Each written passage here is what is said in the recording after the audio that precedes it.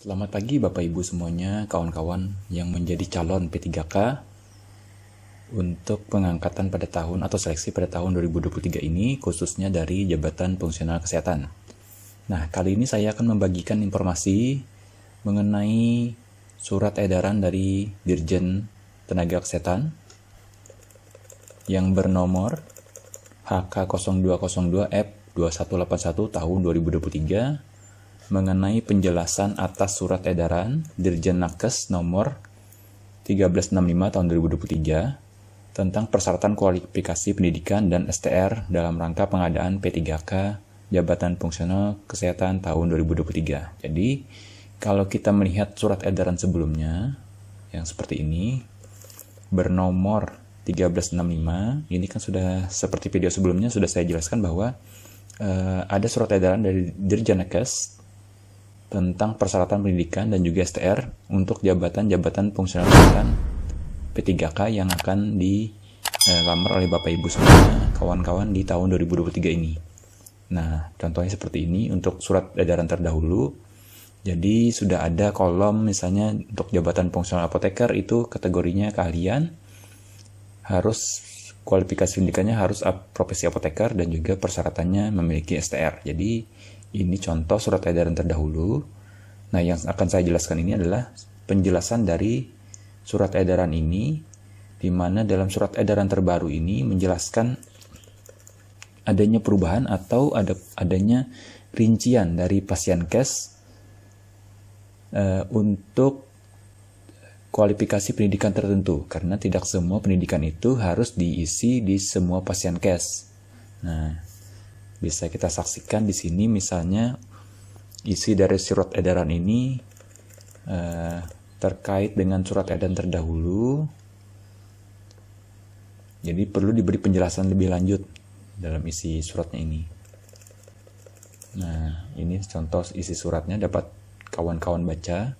Yang jelas, keluarnya surat edaran ini tidak lepas dari telaah dari Kementerian Kesehatan atas isi dari surat edaran terdahulu, di mana dalam surat edaran terdahulu itu tidak menjelaskan Pasienkes apa yang bisa diisi oleh setiap profesi dari tenaga kesehatan yang akan mendaftar di P3K. Jadi misalnya di sini untuk Pranata Labkes kalau tidak salah.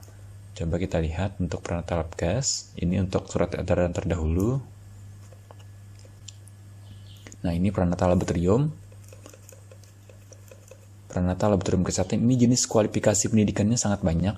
Ada di 4 terapan analis kesehatan, di 4 sarjana, ada di 3, untuk keterampilan ada di 3 analis kesehatan, ada di 3 laboratorium medik. Nah, ini contoh untuk Pranata Laboratorium Kesehatan.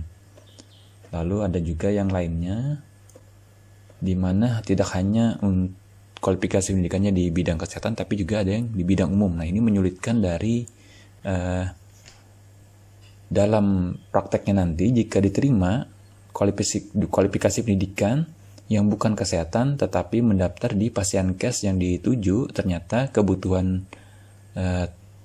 pendidikan tersebut tidak dibutuhkan untuk jabatan fungsional yang diinginkan. Contohnya misalnya yang diinginkan itu adalah jabatan Pranata Laboratorium, tetapi syarat pendidikannya misalnya di 3 biokimia. Nah, ini nantinya jika diterima, maka kemungkinan besar tenaga P3K tadi mungkin tidak dapat memenuhi keinginan ataupun syarat tugas yang harus diemban oleh Pranata Laboratorium, misalnya untuk memeriksa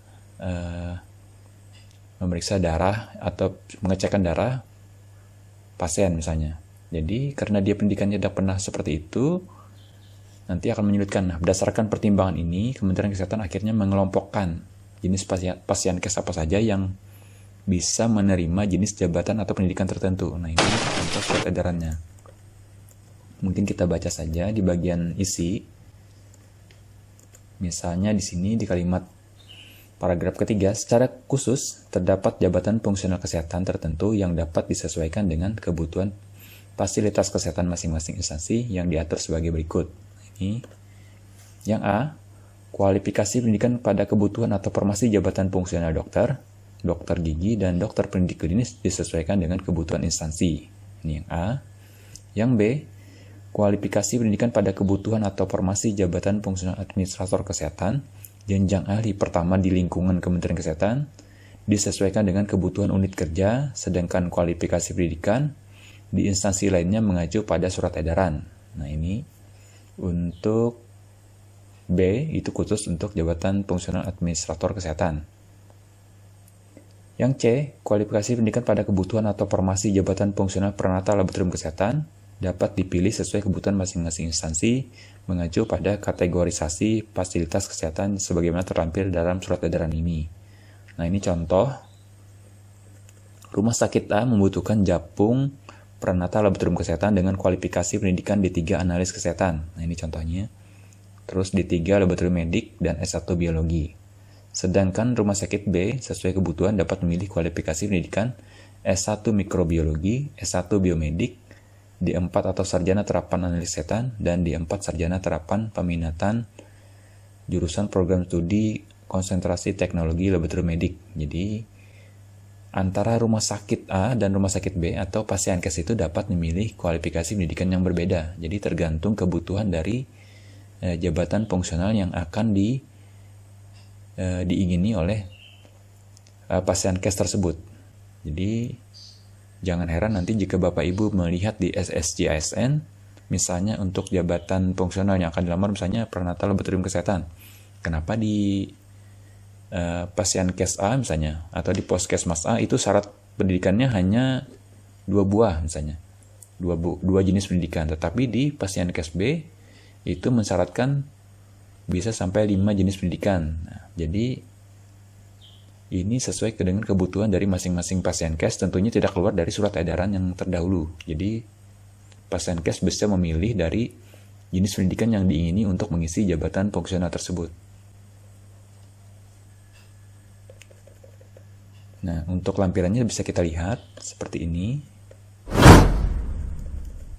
Kualifikasi pendidikan berdasarkan tempat kerja bagi pelamar P3K jabatan fungsional laboratorium kesehatan. Jadi khusus untuk laboratorium kesehatan ini ada jenisnya. Misalnya nomor 1 itu tempat bekerjanya terdiri atas beberapa buah, dan mereka dapat memilih kualifikasi pendidikan dari A sampai C. Jadi 3 jenis pendidikan itu dapat dipilih, tidak mesti diambil semua oleh pasienkes di nomor 1 ini. Misalnya nomor 1 itu ada jenis pasienkesnya adalah laboratorium kesmas tingkat 1 atau itu di laboratorium di puskesmas. Misalnya untuk puskesmas ini bisa memilih D3 analis kesehatan misalnya, atau D3 teknologi laboratorium medik, tapi dia tidak memilih S1 peminatan teknologi laboratorium medik yang ada di poin C. Jadi itu bisa dimungkinkan. Nah, jadi ini penjelasan untuk khusus untuk laboratorium kesehatan, peranata laboratorium kesehatan, jabatan fungsional peranata laboratorium kesehatan. Jadi antara lab kesmas tingkat 1, tingkat 2, tingkat 3, tingkat 4, lalu tingkat 5 sampai rumah sakit, klinik utama, BBLK Jakarta, BB Binomika, BGSI, dan pasienkes lainnya sesuai kebutuhan atau formasi, itu dapat memilih kualifikasi pendidikan A sampai C. Jadi nantinya pasienkes ini dinas kesehatan akan menghubungi pasienkes apakah kualifikasi pendidikan yang dibutuhkan sesuai dengan jenis formasi yang ada di pasienkes tersebut. Misalnya seperti yang saya jelaskan tadi, untuk puskesmas itu hanya membutuhkan yang ada di poin A, tidak perlu di poin B sampai C. Nantinya di SSJSN akan diinput oleh dinas kesehatan sesuai dengan kebutuhan dari masing-masing pasienkes tersebut. Jadi jangan terkejut Bapak Ibu atau kawan-kawan semuanya nanti menemukan di SSJSN itu jenis pendidikan di formasi atau jabatan fungsional yang sama itu berbeda jenis pendidikannya. Nah ini untuk yang rumah sakit juga sama. Untuk kualifikasi pendidikannya dari poin A sampai poin J. Jadi bisa dipilih oleh rumah sakit tersebut, tidak mesti semuanya diambil. Nah, bisa Bapak Ibu bandingkan untuk nomor 1 dan nomor 2 itu ada rumah sakit di laboratorium kesehatan masyarakat di puskesmas itu tidak ada kualifikasi pendidikan D3 biologi, S1 biologi, maaf. Sementara di rumah sakit mungkin ada kebutuhan S1 biologi. Jadi mungkin tidak untuk memeriksa pasien, tetapi dia membutuhkan untuk kebutuhan lainnya di laboratorium. Tetapi tetap sebagai peranata laboratorium kesehatan. Nah, kita lanjut ke halaman berikutnya. Ini untuk WBLK Jakarta, ada kualifikasi pendidikan dari poin A sampai poin sampai poin R. Jadi itu pilihan kualifikasi pendidikan yang dapat dipilih oleh pasien case tersebut. Lalu ini juga sama, Labkesmas tingkat 2. Ada jenis kualifikasi pendidikan yang dapat dipilih nantinya oleh Labkesmas tingkat 2 dengan menghubungi Dinkes untuk dapat diinput di SSCSN.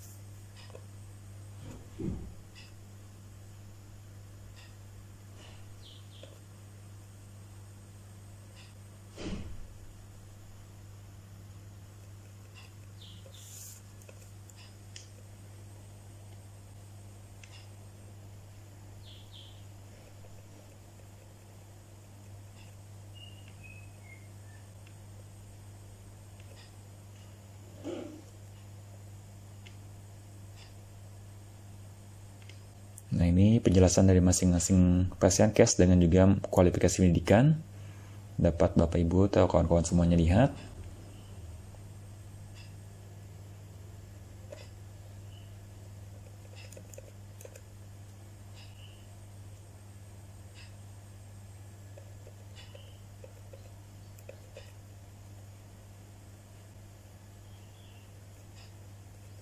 Nah, inilah penjelasan dari SE Dirjen Nakes ini terkait dengan surat edaran terdahulu tentang kualifikasi pendidikan dan STR untuk pengangkatan atau seleksi P3K Jabatan Fungsional Kesehatan di tahun 2023 ini. Tentunya untuk yang lainnya tidak lepas dari surat edaran terdahulu seperti yang ini. Jadi yang lainnya tetap mengacu ke surat edaran Dirjen Nakes tentang kualifikasi pendidikan dan STR. Jadi silahkan dipelajari. Nantinya Bapak Ibu akan menemukan di SSCSN pada saat mendaftar P3K. Tinggal dipilih untuk jabatan fungsional atau formasi yang dibutuhkan, nantinya akan terlihat kualifikasi pendidikan yang dipersyaratkan. Jangan sampai Bapak Ibu atau kawan-kawan semuanya mendaftar antara kualifikasi pendidikan yang dipersyaratkan berbeda dengan yang dimiliki, sehingga bisa mengakibatkan nantinya tidak lolos dalam seleksi administratif. Demikian penjelasan untuk surat edaran ini, semoga berguna bagi kawan-kawan semuanya. Sekian dan terima kasih.